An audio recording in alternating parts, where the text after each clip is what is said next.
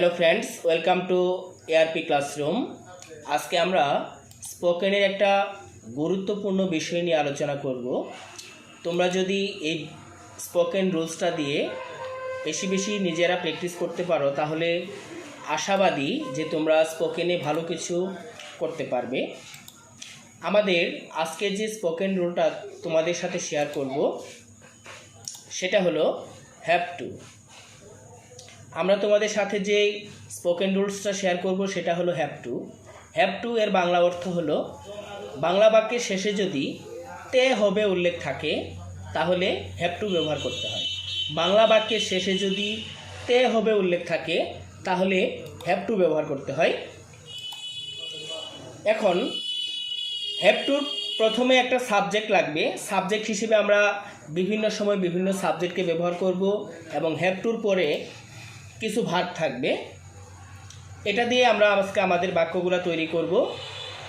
তো আমি তোমাদের এগুলো পড়ে শোনাচ্ছি, তোমরা নিজেরা বেশি বেশি করে প্র্যাকটিস করবে। যেমন আই হ্যাভ টু রিড, আমার পড়তে হবে বা আমাকে পড়তে হবে। আই হ্যাভ টু রাইট, আমাকে লিখতে হবে বা আমার লিখতে হবে। আই হ্যাভ টু সুইম, আমাকে সাঁতার কাটতে হবে বা আমার সাঁতার কাটতে হবে। আই হ্যাভ টু সিং, আমাকে গাইতে হবে, আমাকে একটি গান গাইতে হবে। I have to sing a song. আমাকে কাজ করতে হবে। আই হ্যাভ টু ওয়ার্ক, আমাকে হাসতে হবে। আই হ্যাভ টু লাভ, আমাকে যেতে হবে। আই হ্যাভ টু গো, আমাকে ঢাকা যেতে হবে। I have to go to Dhaka. এভাবে আমরা এপাশে যত খুশি ভার্ব বসিয়ে আমরা অনর্গল বাক্য তৈরি করতে পারব। আমাদের পরবর্তী সাবজেক্ট হিসেবে নিয়েছি উই। উই এর অর্থ আমরা। এপাশে আমরা যত খুশি নতুন নতুন সাবজেক্ট বসিয়ে নতুন নতুন সেন্টেন্স তৈরি করতে পারবো। যেমন উই হ্যাভ টু রিড, আমাদের পড়তে হবে।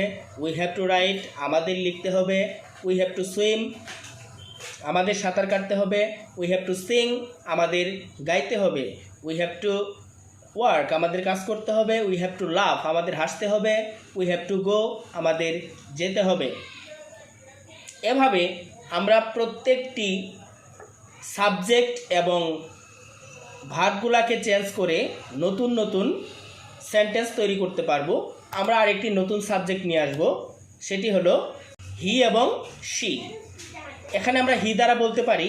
হি সাধারণত ছেলেদের ক্ষেত্রে ব্যবহার করা হয় এবং শি মেয়েদের ক্ষেত্রে ব্যবহার করা হয়। যেমন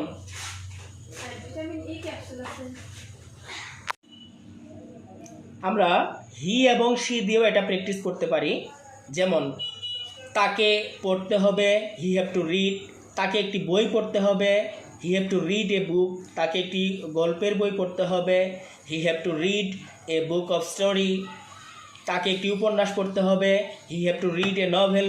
আমরা ভার্বের পরে কেউ যদি অতিরিক্ত অংশ যোগ করতে চাই তাহলে আমরা সেটা যোগ করতে পারব। যেমন তাকে লিখতে হবে, হি হ্যাভ টু রাইট, তাকে চিঠি লিখতে হবে। He have two write a letter, তাকে একটি গল্প লিখতে হবে। He have two write a story. এভাবে আমরা প্রত্যেকটি সাবজেক্ট এবং ভার্ব চেঞ্জ করে আমরা নতুন নতুন সেন্টেন্স তৈরি করতে পারব। যেমন হি হ্যাভ টু সুইম, তাকে সাঁতার কাটতে হবে বা তার সাঁতার কাটতে হবে, তার পুকুরে সাঁতার কাটতে হবে। He have to swim in the pond, তার নদীতে সাঁতার কাটতে হবে। He have to swim in the river, তার সুইমিং পুলে সাঁতার কাটতে হবে। He have to swim in the swimming pool. তারপর আমরা শি দিয়ে করতে পারি। যেমন তাকে গান গাইতে হবে। She have to sing a song, তাকে মঞ্চে একটি গান গাইতে হবে। She have to sing a song on the stage. এভাবে আরও বলতে পারি শি হ্যাভ টু ওয়ার্ক, তার কাজ করতে হবে। শি হ্যাভ টু লাভ, তার হাসতে হবে। শি হ্যাভ টু গো, তাকে যেতে হবে, তাকে ঢাকা যেতে হবে। She have to go to Dhaka. এখন এটার সাথে আরও আমরা কিছু বর্ধিত অংশ দিতে পারি। যেমন তাকে তার বাবার সাথে ঢাকা যেতে হবে। She have to go to Dhaka with her father, বা he have to go to Dhaka with his father. এভাবে আমরা প্রত্যেকটি সেন্টেন্সের শেষে আমরা যদি চাই তাহলে নতুন নতুন আরও কিছু অংশ জুড়ে বড় বড় সেন্টেন্স তৈরি করতে পারবো। আমরা ইউ দিয়েও নতুন নতুন সেন্টেন্স তৈরি করতে পারবো। যেমন তোমাকে পড়তে হবে, ইউ হ্যাভ টু রিড। তোমাকে লিখতে হবে, ইউ হ্যাভ টু রাইট। তোমাকে সাঁতার কাটতে হবে, ইউ হ্যাভ টু সুইম। তোমাকে গাইতে হবে, ইউ হ্যাভ টু সিং। তোমাকে গান গাইতে হবে, you have to sing a song. তোমাকে কাজ করতে হবে, ইউ হ্যাভ টু ওয়ার্ক। তোমাকে হাসতে হবে, ইউ হ্যাভ টু লাভ, বা তোমার হাসতে হবে, ইউ হ্যাভ টু লাভ। তোমার যেতে হবে, ইউ হ্যাভ টু গো। তোমার স্কুলে যেতে হবে, you have to go to school. তোমার মার্কেটে যেতে হবে, you have to go to market. এছাড়াও আমরা যে কারো নাম দিয়ে এগুলা করতে পারি। যেমন এখানে আমরা দুটো নাম নিয়েছি, রিয়া এবং রাজু। এক্ষেত্রে যে কারো নাম দিয়ে করতে পারবো। যেমন রিয়া হ্যাভ টু রিড, রিয়াকে পড়তে হবে। রিয়া হ্যাভ টু রাইট, রিয়াকে লিখতে হবে। রিয়া হ্যাভ টু সুইম, রিয়ার গোসল করতে হবে। রিয়া হ্যাভ টু সিং, রিয়াকে গাইতে হবে।